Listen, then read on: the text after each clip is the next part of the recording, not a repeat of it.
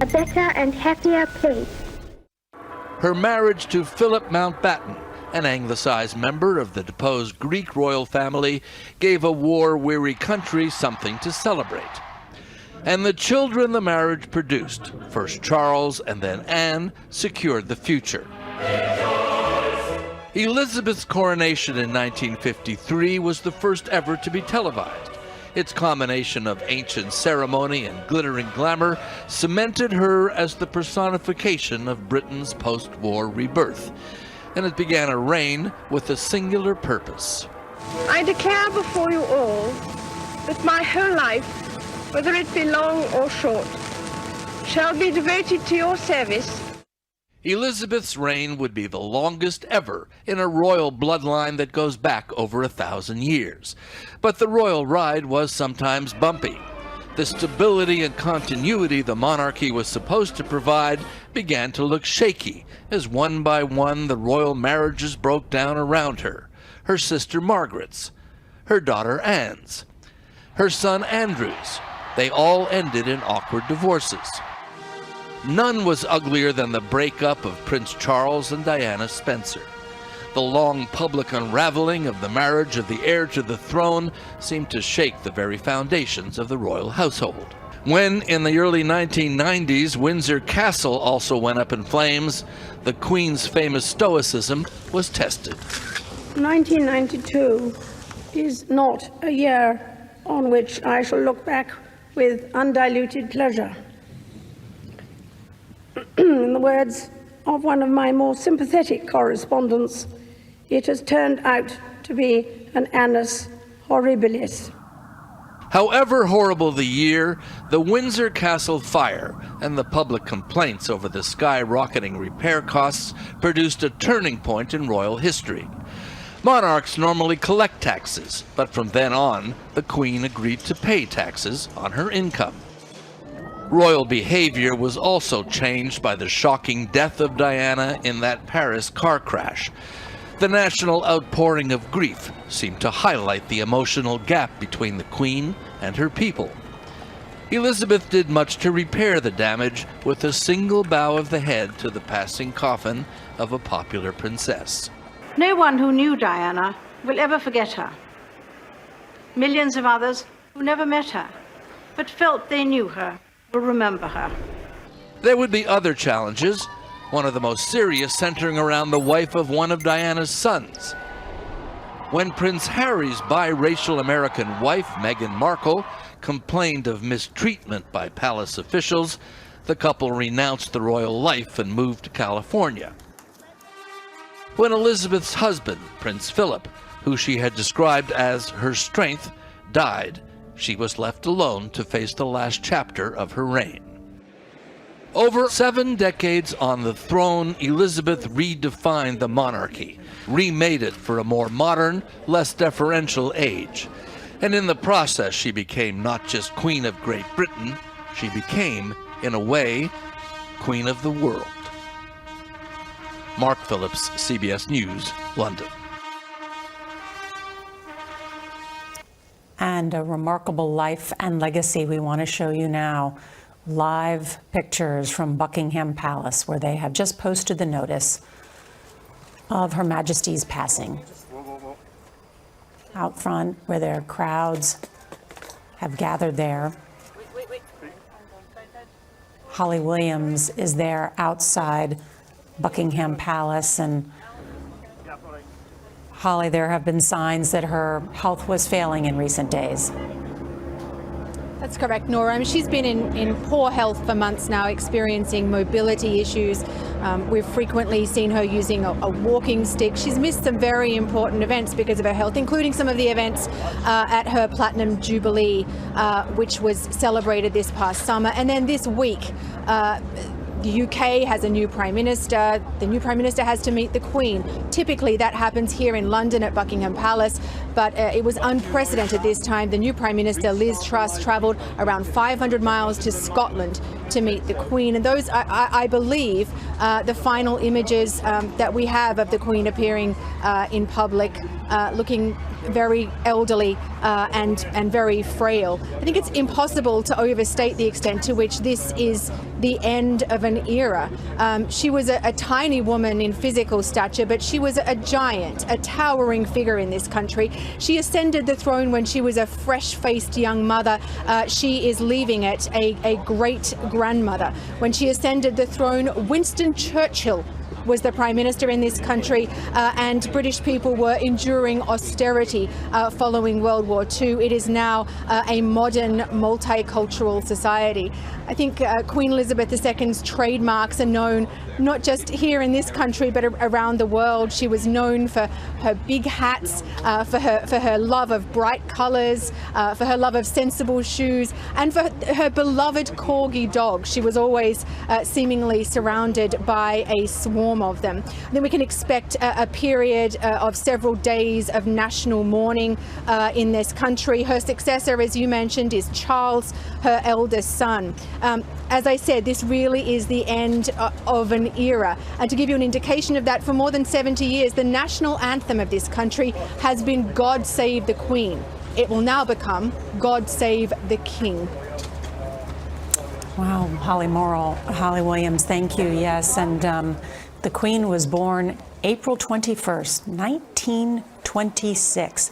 That year was also the first public demonstration of a true TV, just to give you a sense. And as you mentioned, of course, those last pictures that we saw of Her Majesty at Balmoral was when she was welcoming the new Prime Minister, Liz Truss. She has reigned and worked with 15 prime ministers during her time, and the first being Winston Churchill.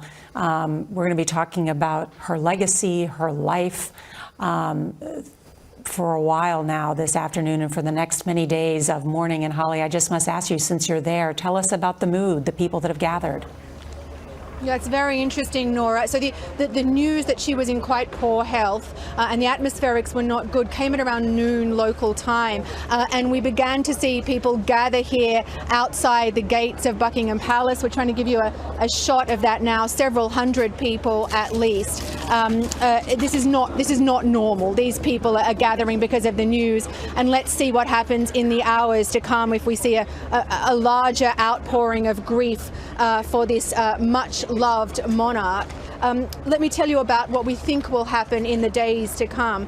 We understand that Queen Elizabeth's remains will come here to Buckingham Palace, her London home. We understand that she will lie in state at Westminster Palace, just down the road from here. That is the home of the British Parliament.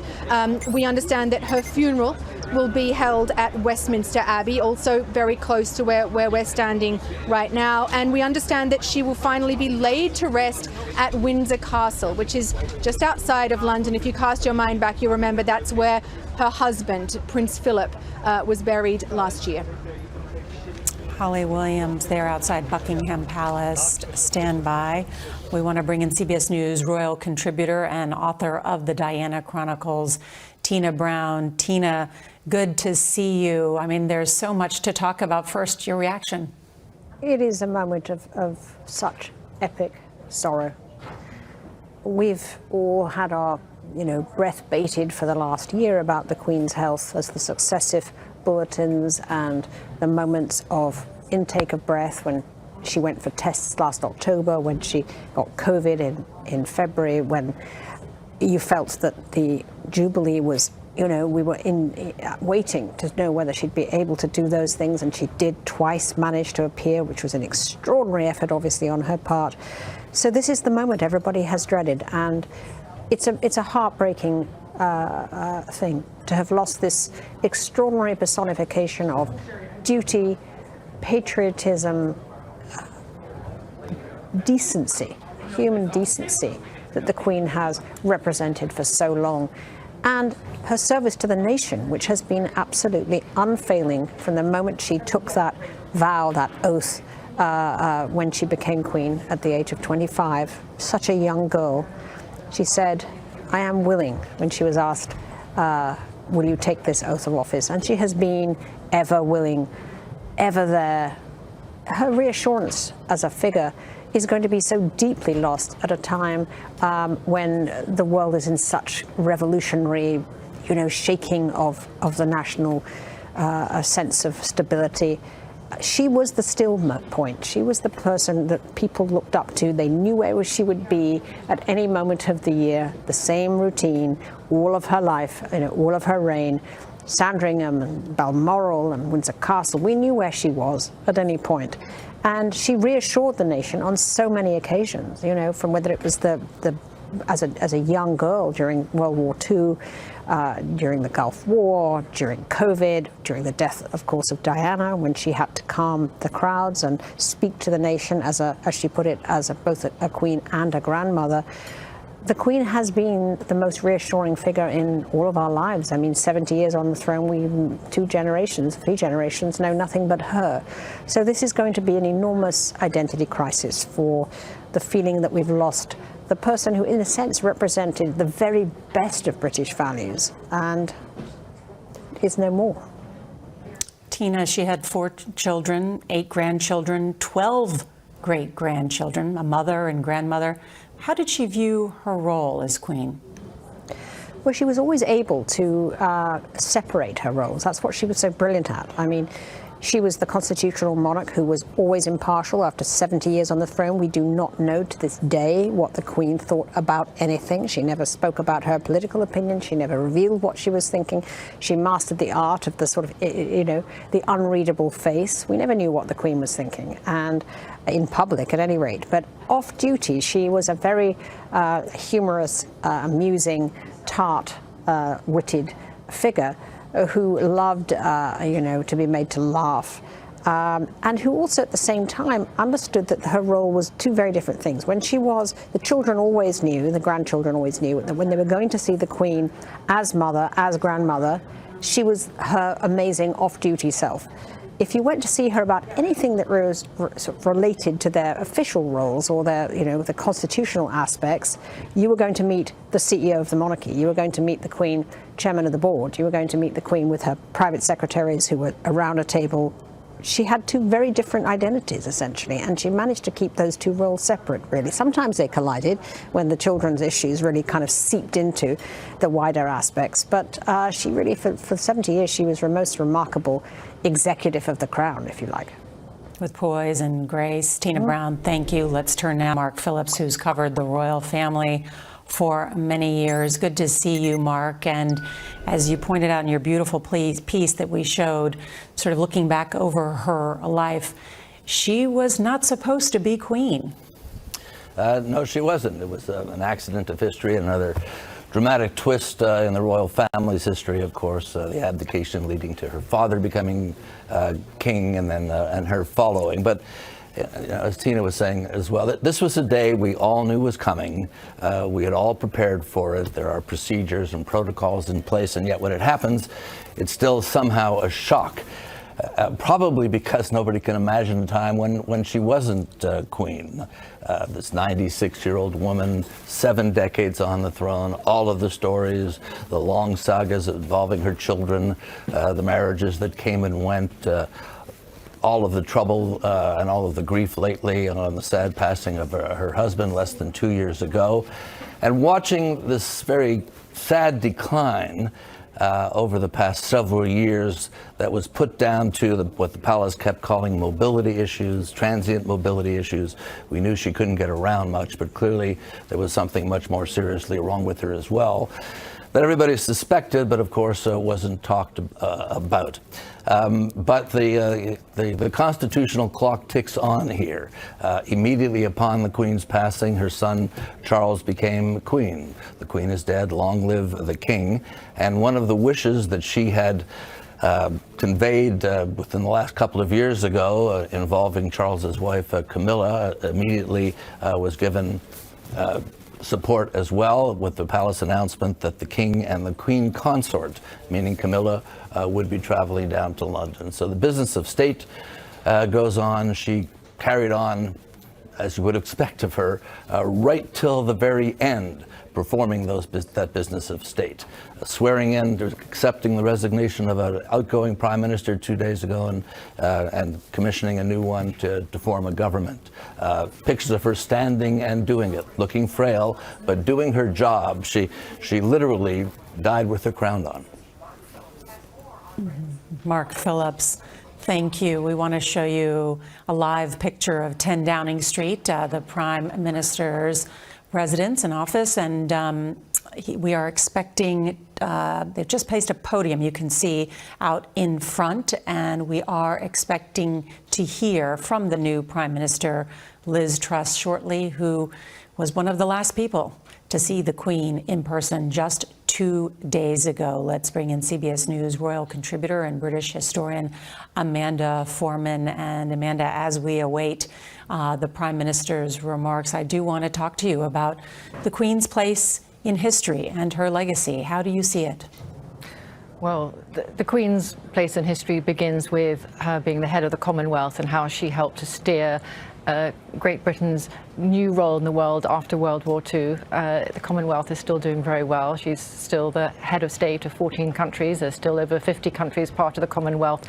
And she saw that very much as part of her most important duty. When she was 21, she gave a speech in which she said, "The motto of my ancestors is I serve." And that was the guiding motto for her entire life. So that's her first legacy. The second, actually, is a legacy of feminism. Now, she herself would never have used that word. Nevertheless, as a woman who carried on working, who aged until the age of 96, but showed that she was always relevant, she is the original woman who nevertheless persisted. So these two things, how to be a woman in charge, how to be the CEO of the firm, as the royal family was often called in jest, set an example for women around the world. And it was one of the reasons why she was so beloved. She also utilized the power of soft power incredibly well. And her legacy for future leaders, as well as the royal family, is how she was able to use her influence in a way that never seemed to be actually using her influence. That was extremely important. The relationship between the US and the UK has never been better, and that is very much part of her legacy. She visited America over 4 times, and each of those royal visits were a roaring success. If you look at, for example, her visit in 1976 to celebrate the bicentennial, she danced with President Ford at the White House, and there was so much jollity at the occasion that when she went onto the dance floor, the band played "The Lady is a Tramp," and that was seen as a mark of affection for her, the Queen who could do such amazing things with grace and also humor. So her relationship with the US, with Americans, has been one of her greatest legacies that she leaves, a relationship that is in robust health between the two countries. And her relationship with the Obama family was in particular very warm. There were 3 visits between them, and each time you could see that the warmth between the two was growing. And so it's an extraordinary thing that a woman who was able to transcend so many generations and carry such the age of wisdom and experience with her was nevertheless able herself to keep on modernizing and changing as the times went on. In the 1980s. It's a wonderful point, Amanda, that you make, and the length of her reign. She was alive for 14 American presidents, but met 13. She did not meet Lyndon Johnson because she was pregnant at the time. But, for many Americans who are not students of British history, many of them do have subscriptions to Netflix and watch The Crown for sure. And so they do know that Queen Elizabeth was the first royal to utilize the power of television. And in fact, her coronation in 1953 was seen by almost half the UK population. It was rebroadcast to millions more around the world, making the point that you have, that she was a global figure for decades. In 1957, the Queen marked another milestone, broadcasting the first Christmas Day speech on television. So we want to show you some of that, because in that historic address, the Queen reinforced her pledge, which was this pledge that Tina was talking about, this life of public service, to live a life devoted to the people. I cannot lead you into battle. I do not give you laws or administer justice. But I can do something else. I can give you my heart and my devotion to these old islands and to all the peoples of our brotherhood of nations. Let's bring back in Tina Brown, because that very point about her modernizing and living with the times and learning to adapt to television and all of the other things so that she could continue to not only represent the monarchy, but hopefully she tried to transition it into a modern age. She really did, and people often think of the monarchy as this sort of static organization, but what was so brilliant about the Queen was that she was always able to move that glacier, but do it with enormous judiciousness, shrewdness, and appropriateness each time. I mean, her reign begins, if you think about it, with her having to tell her sister, Princess Margaret, that she cannot marry the man she loves because he was a divorced man, he was an older man, and that was a terrible blow that had to be delivered to her sister. But then you see how things have moved so that now, so Charles was allowed eventually to marry the woman that he loved, even though she was a divorced woman. You see the way she joyfully accepted a woman of mixed race joining the family in Meghan Markle.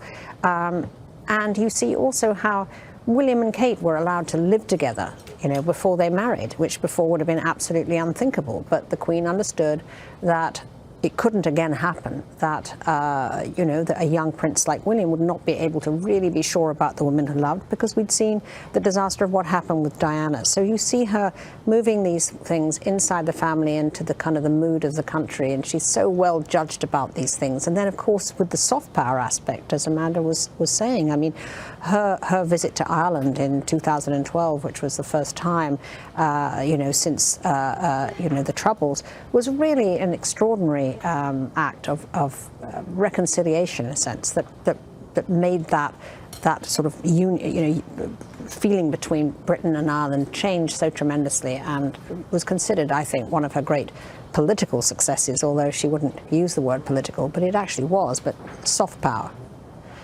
In reading about her life and researching it, she was born Elizabeth Alexandra Mary Windsor.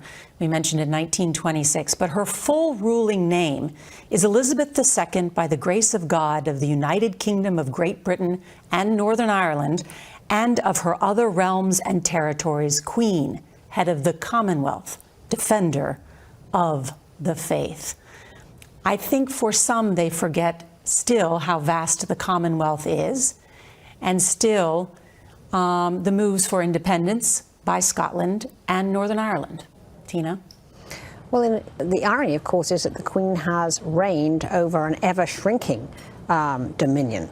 But her grace and her understanding and her sort of cultural sophistication, if you like, has made her understand that her most important role was to see the end of all that colonial feeling and allow each of these countries to emerge into independence, which they have, many of them, not all of them. And it's been one of really her most remarkable feats, has been to be essentially help to turn the Commonwealth into this family of nations that is there voluntarily, that is a club of nations that wants to be a part of it, and that has really been because of her presence, because of the respect that the Queen has had, that these nations have wanted to still be a part of that club. Tina Brown, thank you. It is 2 o'clock in the East here, and we are on the air with the breaking news that Queen Elizabeth II, the longest-serving British monarch, died today at Balmoral Castle, her summer home in Scotland. Her Majesty was 96 years old.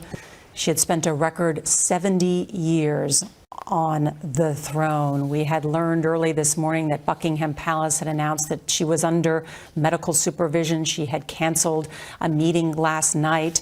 We watched members of her family, her children, take a private plane to Scotland to be there with her, by her side.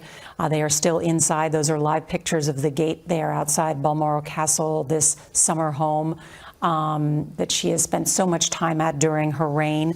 And then, of course, the royal website announcing the news just about a half an hour ago, in which they noted that she died peacefully at Balmoral this afternoon. And in that statement, it said, "The King and the Queen Consort will remain there through this evening and will return to London tomorrow," already declaring that Prince Charles is now the King of England. And in London, this is how our partners at the BBC announced the death of the Queen just a short time ago. A few moments ago, Buckingham Palace announced the death of Her Majesty Queen Elizabeth II. The Palace has just issued this statement. It says the Queen died peacefully at Balmoral this afternoon. The King and the Queen Consort will remain at Balmoral this evening and will return to London tomorrow. And that return to London will mark many days of remembrance for the Queen, and then also what is expected to be a celebration of what they call the continuity of the monarchy and the coronation of the new king. Holly Williams is outside Buckingham Palace, and Holly, Prince Charles is now king. What comes next? That's correct, Nora. Well, we're not expecting his coronation for several months to come. I think it's a colossal understatement to say that Queen Elizabeth II will be a very hard act to follow for her son. She had the kind of popularity that politicians can only dream of.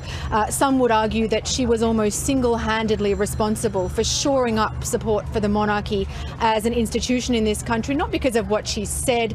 She was a woman of very few words. She didn't say very much, but because of what she did. You know, she was widely regarded as quiet, reliable, steadfast, and a true servant of her people. She was loved by many people in this country, but just as importantly, she was respected by many people who are not fervent monarchists, and there are many of those people in this country.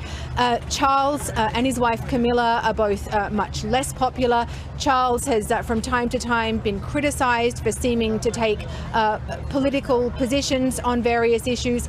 He's already well into his 70s. He's been waiting to take over this job essentially his whole life. But let's see how he does. Let's see perhaps how he changes, how Camilla changes when they step into these new roles. They have already stepped into them as King and Queen Consort.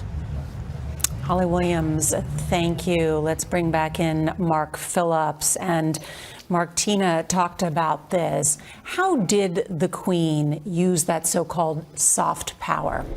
I think we can fairly say that she invented the use of soft power here. Remember, this was a woman who had been on the throne since the early 50s. We've already said she had been through 15 British prime ministers. Her first U.S. president was Eisenhower. Her first British prime minister was Churchill. So imagine that this is two of the megalithical political figures of our time, were her first two heads of government that she dealt with both here and with Britain's most important ally in the U.S. And she then covered the period, this great post-war historical period. She was the one surviving personality in all of that.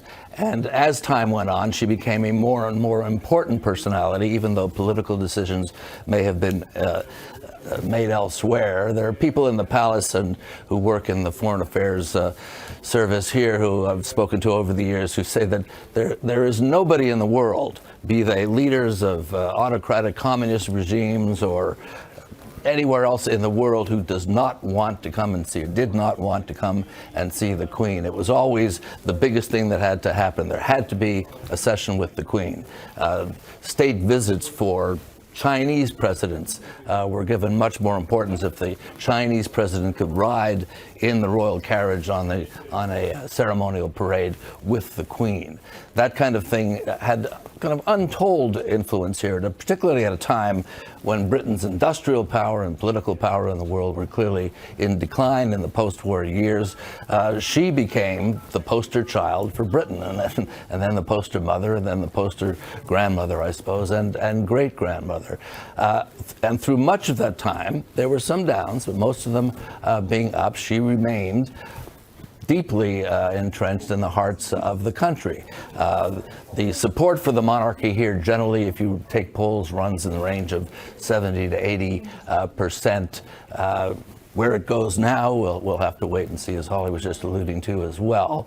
But the support for her has effectively been 100%. Nobody thinks that anybody could have done a better job that she did, both for the country, for the country's image abroad, for the relationships that she struck with important people around the world.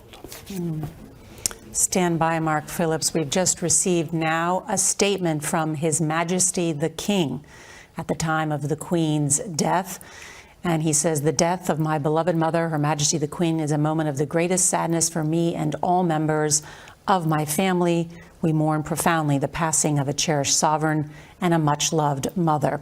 I know her loss will be deeply felt throughout the country, the realms, and the Commonwealth, and by countless people around the world." And then he goes on to talk about this period of mourning and change that now commences. And Mark, I just want to follow up and put a little bit of a finer point on what you were talking about, that soft power that she wielded, because in reading about her life, I was reminded, of course, that perhaps the only thing she loved more than her dogs were her horses. And she is known for her equestrian diplomacy, as it was called. And there are old pictures of her riding horses with Ronald Reagan, and it said that she helped secure Washington's support for the Falklands War in many of her meetings with Ronald Reagan. So that was, yeah. Oh, here's the Prime Minister. I apologize. I believe she's standby on that thought. And let's go now to the new Prime Minister. We are all devastated by the news that we have just heard from Balmoral. The death of Her Majesty the Queen is a huge shock to the nation and to the world. Queen Elizabeth II was the rock on which modern Britain was built. Our country has grown and flourished under her reign. Britain is the great country it is today because of her. She ascended the throne just after the Second World War. She championed the development of the Commonwealth from a small group of 7 countries to a family of 56 nations, spanning every continent of the world. We are now a modern, thriving, dynamic nation.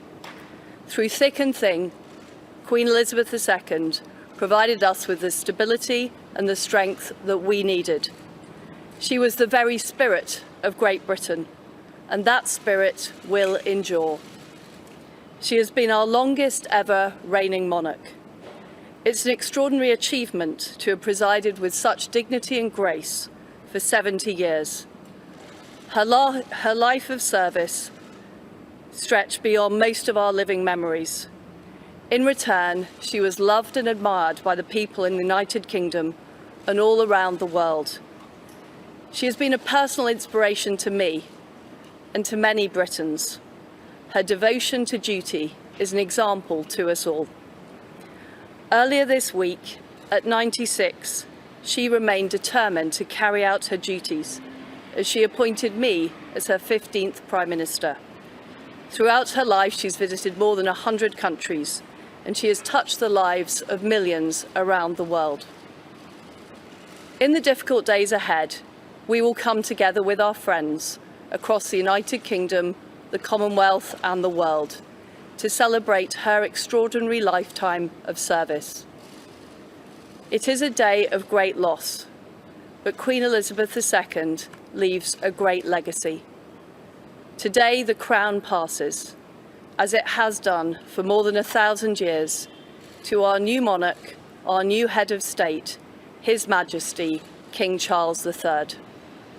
With the King's family, we mourn the loss of his mother, and as we mourn, we must come together as a people to support him, to help him bear the awesome responsibility that he now carries for us all. We offer him our loyalty and devotion, just as his mother devoted so much to so many for so long.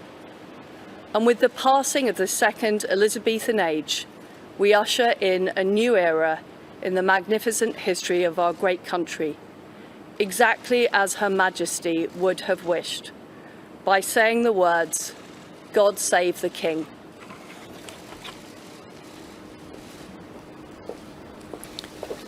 Well, a moving statement there from the Prime Minister about the passing of an era, and saying that the UK is devastated by the death of the Queen, the rock on which the modern Britain was built. Let's bring in our Face the Nation moderator, Margaret Brennan. And Margaret, so much changes now in a time when the Prime Minister has a lot to deal with at home as well. She does indeed. And now the King will be potentially someone to turn to for counsel, but nothing like what Queen Elizabeth had with 70 years on the throne. If you think about those 70 years, that's really the shaping of the world order that we know right now. And she witnessed it. So that counsel won't be there for Prime Minister Truss in that same way. That soft power perhaps not as much of a tool potentially for her at a time she needs it. I mean, take a look at what's happening in the United Kingdom right now. It is really on the verge of major economic crisis with recession forecast, inflation at a 40-year high, worst inflation in Europe, an identity crisis underway that you gestured to earlier. I mean, she was the Queen of Great Britain and Northern Ireland. Meanwhile, there's still a nasty divorce with Europe going on, in particular around this issue of Northern Ireland. There's an independence movement in Scotland. So exactly what the kingdom will look like, the shape it will take, may be changing for the new monarch as he steps into that role. And it really is, I want to come back to something Tina Brown pointed out earlier in terms of the soft power. That 2011 visit that the Queen made to Ireland, the very first monarch since Irish independence. The Taoiseach, the leader of Ireland today, releasing a statement giving her credit for helping to establish ties between the two countries and helping to overcome that really painful colonial past. So that's not something to simply be dismissed. That is a powerful symbol. As close as that could have come to apology, she called it sad and regrettable reality. So there is some legacy there, though we will see what happens with the King now stepping into this role. President Biden has said in recent months, you know, how he enjoyed his conversations with the Queen, which you saw in June. We're expecting the White House to, of course, say something now. We'll be standing by for that. Yes, and expecting, of course, reaction that is already pouring in from around the world. Around the world, from across the realms and the Commonwealth. And that is so interesting, given Great Britain's sometimes very painful relationship, to have the leaders of countries like Ireland and India coming out and expressing remorse. It speaks to who she was and the symbol of what she had become, rather than the country and some of the more thorny political issues that the Queen had really helped some of these leaders navigate. Think about the Trump administration and what it meant to President Trump. Some of his advisors have talked about how that really took some of the rough edges off that trip, that he got to sit with the Queen at that time when U.S.-UK relations were somewhat frayed. So she has played a real role in helping to navigate. Margaret Brennan, thank you. I know you'll stand by with us. I want to return now to Holly Williams, who is outside Buckingham Palace, and the sun setting there and the crowds gathering. And I understand there's been a beautiful double rainbow. There was a little earlier, Nora. We began to see people actually gather outside the golden gates of Buckingham Palace here earlier this afternoon, when we just had the news that the Queen was obviously in quite poor health and that her family had rushed to be with her in Scotland. Hundreds of people began gathering. That's unusual at this time of year, at this time of the day. People are now pouring into the streets of this part of central London. I would say there are now thousands of people gathered here. The Union Jack, which flies atop of Buckingham Palace, was lowered immediately on that official news that the Queen had passed away. Now, I think all of us probably can cast our minds, or many of us, if we're the right age, can cast our minds back to 1997 when Princess Diana died, and the thousands of people that swarmed central London to pay their respects to her. That was, of course, a very different situation. She was a very young woman. She died in very shocking and unexpected circumstances. This is a very elderly monarch. We've known that she's been in poor health for months. This is not totally unexpected, but she was much loved by many, many, many people in this country. So let's see how this plays out here in central London in the hours and days to come. We know that British officials have been planning for this moment for many years. We understand that the plans for the Queen's funeral even have a name known as Operation London Bridge. Holly Williams, thank you. And I think, as Mark Phillips also said today, and while the news is not a surprise, it still comes as a shock once you hear it. And of course, many had just recently remembered the passing of her husband. The Queen was married to Prince Philip for 73 years. They were the longest married couple in British royal history. And in 1997, for their 50th wedding anniversary, we want to play for you some of what Elizabeth, Her Majesty, had to say about the importance of Philip to her, as well as to Britain. He is someone who doesn't take easily to compliments, but he has quite simply been my strength and stay all these years. And I and his whole family, and this and many other countries, owe him a debt greater than he would ever claim, or we shall ever know. I want to bring back in Tina Brown, because Tina was just last year, I think he died just before reaching the age of 100. And I remember thinking at the time, they have been together for so long and had been together for so much that it's hard anytime when someone loses a spouse that they've been with for almost their entire life. Yes, and what was so, in a way, touching and amazing was that the last year of Philip's life, they spent together more time than they've ever spent in their entire life, because they were locked down together at Windsor Castle in their bubble. And it was almost like the beginning of their courtship, when they had this kind of wonderful, sort of intimate last days together there, which was a great blessing, an unexpected blessing, really, for the both of them, essentially, particularly for the Queen. Philip kept the Queen real. That's why she loved him so. He had a strong sense of humor. He was incredibly irreverent. He made her laugh, and he always told her the truth. And that is what she loved about him. What was his relationship like with now King Charles III? A very complicated and very difficult relationship, unfortunately. They were like ships that passed in the night. They could never properly connect. Charles was a disappointment to Philip. There's no question, and he made no secret of it. Charles was, sensitive, aesthetic, very, a person who needed a lot of mothering and didn't get it. And Prince Philip and he never had a good relationship, really. I mean, they had moments latterly where they got on better. But when Philip died, all Charles's memories of him in the documentary they made were about times when he'd sort of disappointed his father. It was very touching in a way. So it was a very difficult relationship. He was much closer, Philip, in fact, to Edward, to Anne, and even to Andrew.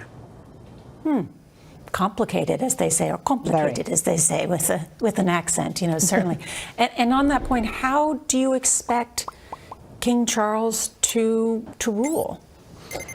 Well, Charles has been groomed for this role for 50 years. I mean, he certainly understands what it means and what it takes. And he has a very statesman-like knowledge at this point of world affairs and world leaders. I mean, he's met everybody over his life, and he's been to multiple places, and he's supported the Queen, particularly latterly, in a very measured way, actually. But of course, he won't have the mystique that the Queen had, because we know too much of what Charles thinks about everything. We know nothing about what the Queen thinks. But I do actually think that Charles if ever there could be a time for him to take over, this is a good time. His passions for the environment, very prescient, which he believed long before others. His sense of, his love of organic farming, his belief in, his concern about climate change, his passions, his beliefs really have kind of finally met the moment when other people agree with him after being seen as a bit of a kook and a crank for so long, which was completely wrong, but it's how British people viewed him. So it's a good time, if there is a good time, for him to take over this role, and his job will actually be to prepare the path for William, because it's William's reign essentially that is going to be the next stage of the modern monarchy, not Charles's. Really interesting. Tina Brown, thank you. I want to bring back in Mark Phillips on that point, because he is the oldest and longest serving heir apparent in British history. Mark, as Tina was pointing out, someone who's been essentially preparing for this his entire life. Longest internship in history, I think, is the expression that's sometimes used here. But this is very much a transitional moment, not just for the obvious reason that the Queen is now dead and that Charles, who's a much different personality and is viewed much differently both in the country and outside, but for the whole post-war idea of Britain, the whole post-war idea of this monarchy reaching across the globe and what have you. There's already been a movement afoot in several places in the Caribbean, most prominently as a legacy to the slavery issue and the role of the British colonialism in that several countries, Barbados, for example, has already removed the Queen as head of state. There are nascent movements to dump her, well, now him, the British monarch, elsewhere in the Caribbean and around the country as well.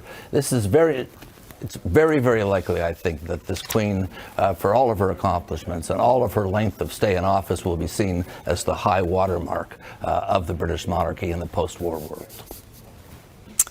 Yeah, an important point to make just about how her passing is more than just symbolic, as Mark is pointing out, and could change a great many things around the world.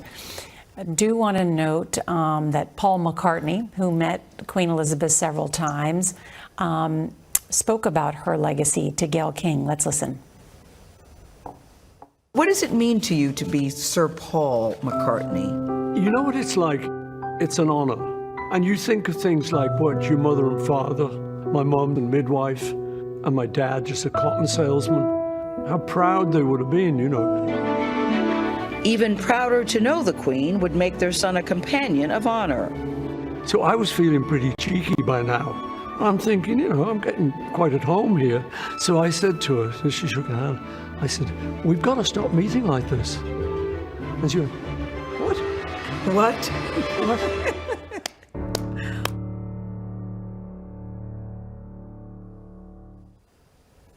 And let's bring in historian Amanda Foreman. And Amanda, on that point of her legacy and what she meant to so many people, this will affect so many, and we will be mourning her life and essentially watching what is going to be several days of ceremony, correct?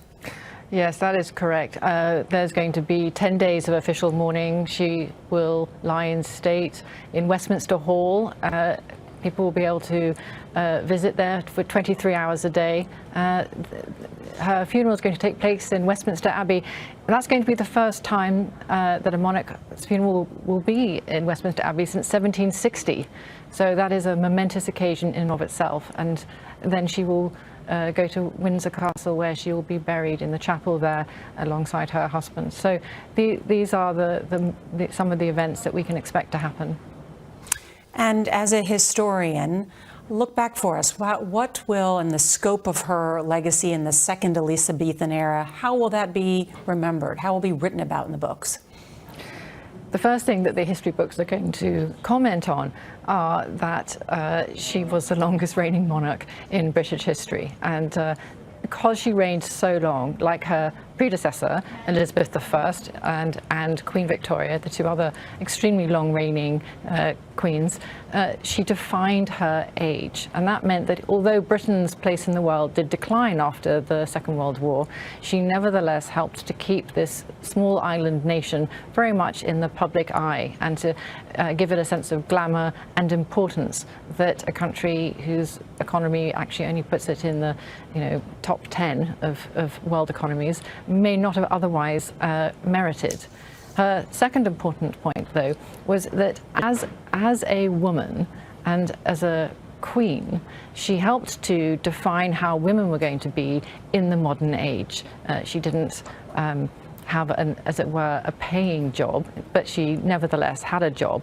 And so people were able to look at her and think, this is how a woman who is important dresses, this is how she looks, she doesn't have to be a sex symbol or anything like that. And so that legacy is incredibly important.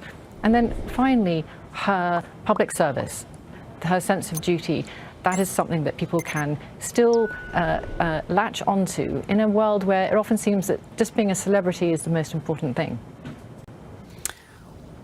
Thank you so much, Amanda Foreman. And on the point of celebrity, I think, her grandchildren have in many ways become celebrities, certainly as Prince Harry and his wife Meghan, the Duchess of Sussex, moved here to the United States. And I want to bring in Mark Phillips on that point, because it is our understanding that Prince William, His Royal Highness, and Prince Harry are there at Balmoral Castle, correct? We know Prince William is there. We had heard that Prince Harry was due to arrive 5 or 10 minutes ago or so. I haven't seen actual visual confirmation that he is there. It's significant that he did not fly up with his brother, the Queen's children, Andrew and Edward and Sophie, her daughter-in-law, flew up together in one plane. There was some thought that Harry might be in that plane, but it turned out he was traveling separately. Meghan Markle is not going, as neither is Kate, William's wife. They stayed back in London with the kids. But yes, we think that Harry is either there or thereabouts now. And Mark, just for clarification, because we were just showing pictures of Prince William and Kate and their 3 children walking. That was from earlier this week as they were at their new cottage. Explain how they've moved and how that family is transitioning as well. They're moving out of central London onto a cottage on the estate, on the royal estate at Windsor, as a way of giving the kids a more normal kind of upbringing. They've eschewed a lot of the trappings of royalty, footmen and butlers and servants running hot and cold and that kind of thing, and are trying to establish as much of a quiet family life as they can, and they're doing that on this cottage on the Windsor estate. Previous to that, you may have known they were living in Kensington Palace, which is smack dab in the middle of London and offers them no privacy at all. This is the place they hope to get some.